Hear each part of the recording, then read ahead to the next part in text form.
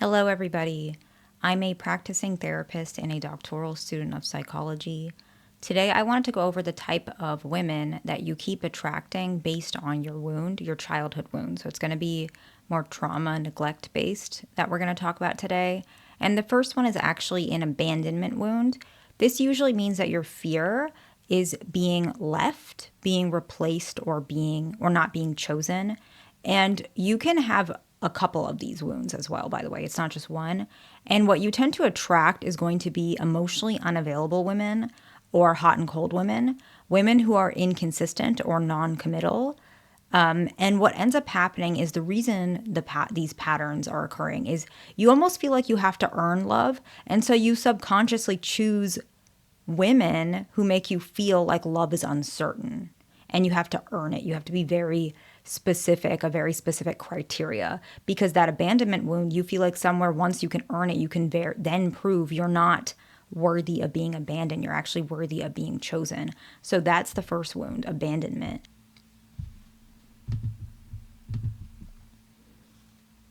The next one is the rejection wound.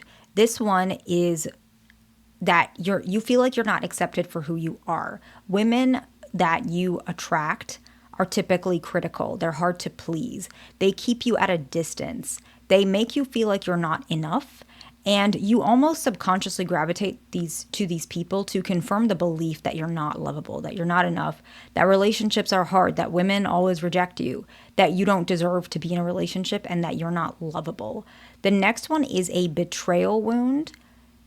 Typically, someone who has a betrayal wound, they have a perception that love equals almost always being deceived, lied to, or replaced, and that someone's always going to be better than you, and that most people are malicious and they lie. When in actuality, that kind of deviates from normal, like not normal, but from a psychological standpoint, we use the word normal. I know you guys don't like it, but it's like abnormal, normal. It's really common. But I know that now there's a lot of stigma around the word normal. So I guess I'll say common. Mentally healthy is better. Mentally healthy people tend to not do this. That it deviates from the norm, someone who continuously betrays you. However, if you have this wound, you tend to be with women who are very flirtatious with many people, women who enjoy validation and attention from others. Unfortunately, you will also be attracted or attract manipulative women. And your nervous system is almost comfortable with vigilance. And so this chaos and this kind of disruption that she brings to your life feels familiar, and actually you almost feel like that's stabilizing for you because that's what you have learned to grow up in, some form of chaos. And so actual stable relationships are unfamiliar and uncharted territory for you.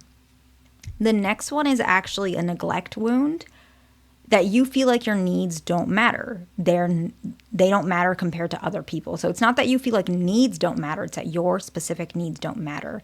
And what you end up attracting is women who are self-focused. They're very self-centered. They don't nurture their partners. They don't support their partners. They don't reciprocate. And people don't like this terminology, but I feel like it will make a little bit more, like it will add clarification, even if it's not necessarily a direct clinical term. Women who are like emotionally immature, and why you basically learn to survive on minimal affection. And so you kind of accept the bare minimum, if I'm being completely honest. And so other men who bump into these types of women, they separate themselves from women like this. You think this is normal, and so you tolerate it more often than you should. The next one is a control slash powerless wound, I guess is the best way to put it. Some people might call this control issues because you might overfunction for this, but the depth of this wound is actually that you're afraid of losing power. And you fear basically being dominated, you fear being silenced, and you fear being powerless. And so actually, interesting enough, you do sometimes attract overly dominant or controlling women. Sometimes it's not dominant. Sometimes it's very anxious and controlling women. But most of the time, you're going to attract women who are trying to fix you or direct your life. And usually these women they cross your boundaries a lot. And what the reason why is actually you're used to abandoning your own compass, your own, I guess, your own power. And so what ends up happening is because you're used to it, even if you really want to be in control, and a lot of these gentlemen who have this wound, they actually are very in control of other parts of their life.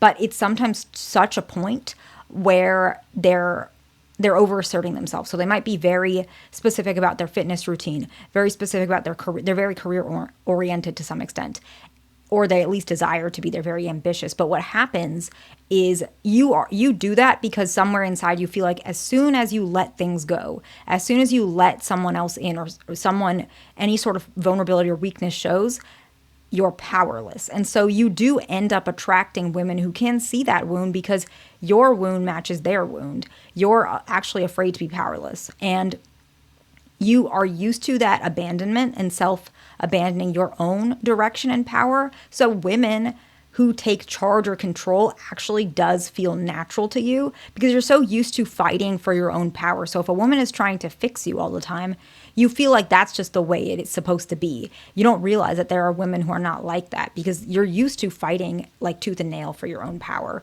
The next one is a worthlessness wound.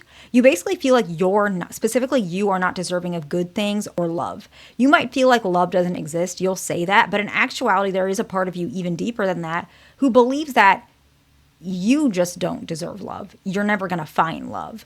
And you attract women who see your value.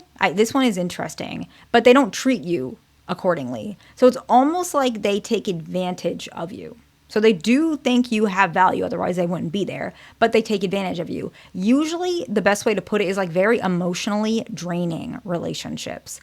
You subconsciously choose partners who match your internal belief because you believe you must work to earn love, but you also believe that you don't deserve love. So in actuality, these women prove to you that your narrative is correct instead of placing the blame on the actuality of where this comes from, your parents, your childhood, many experiences to which you would have to face some of your wounds. And that's scary sometimes. And so it's easier, at least from a psychological maladaptive standpoint, that you just choose women who prove to you love is not worth pursuing. And the last one is a self-reliant wound. You feel like you cannot rely on anyone but yourself. And this one is very important because you actually attract women who, these types of women, they're not necessarily as bad, I guess I'm going to say, but it still can be a tricky situation, okay? You can attract women who are like very soft and careful. They're very emotionally quiet though. So she's very to herself. She's very quiet. And what ends up happening is she's afraid to upset you, so she tiptoes around you, even if you're not doing anything frightening. But she's like very, like she's almost, she's scared of she's scared of conflict.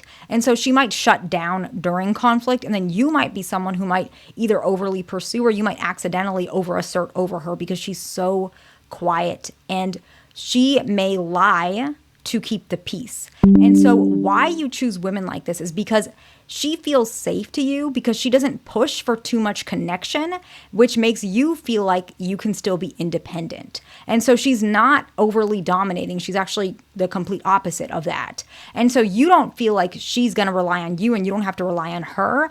It's almost like she just tags along with you. And eventually for you, it feels safe because she's never pushing you out of your comfort zone. But the issue with a relationship like this, and it's not really that bad of a dynamic. Actually, this is one of the most common dynamics I see in couples therapy. The main issue with this dynamic is she actually bottles things up and then she eventually says something that you feel is really out of pocket and you get blindsided. And that's not really your fault because she's quiet about it.